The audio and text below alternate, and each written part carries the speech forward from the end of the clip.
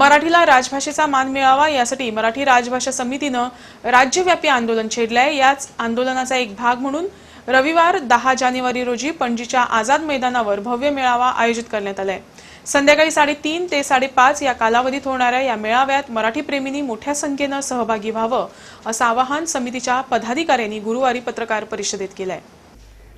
आता आश्वासनं पुरेत, आता कृती करा आणि या येत्या अधिवेशनामध्ये जे 11 तारखेपासून सुरू होतं, या अधिवेशनामध्ये मराठीचं विधेयक संमत करून घ्या असं आमचं सरकारला ठणकावून सांगणं आहे।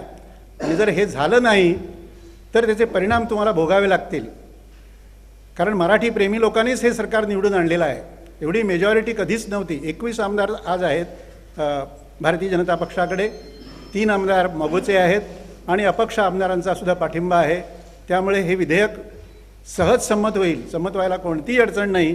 उगाच काहीतरी निमित्त सांगून ते पुढे ढकलू नका आणि हे आता राजभाषा तुम्ही करावी अशी आमची सर्वांची सरकारला विनंती आहे। सुदीन ढवळीकर हे एक त्या दिवशी उपस्थित राहणार आहेत।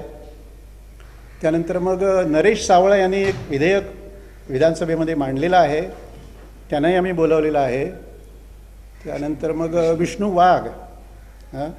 वाघांनाही बोलवलेलं आहे।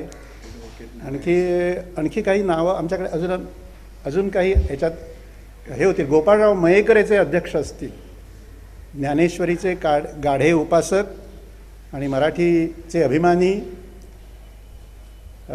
गोपाळराव मयेकर या मेळाव्याचे अध्यक्ष असतील। त्यांच्या अध्यक्षतेखाली हा मेळावा चालेल।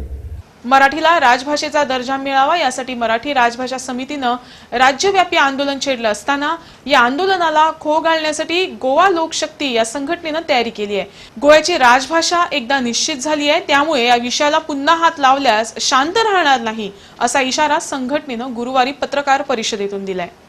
मराठी गोंयांत नाका, तांचे शेजारी हे देवळ्ळे राष्ट्र आसा, हे राज्य आसा महाराष्ट्र म्हणून थंय जाला, थंय करायची मराठी सगळी।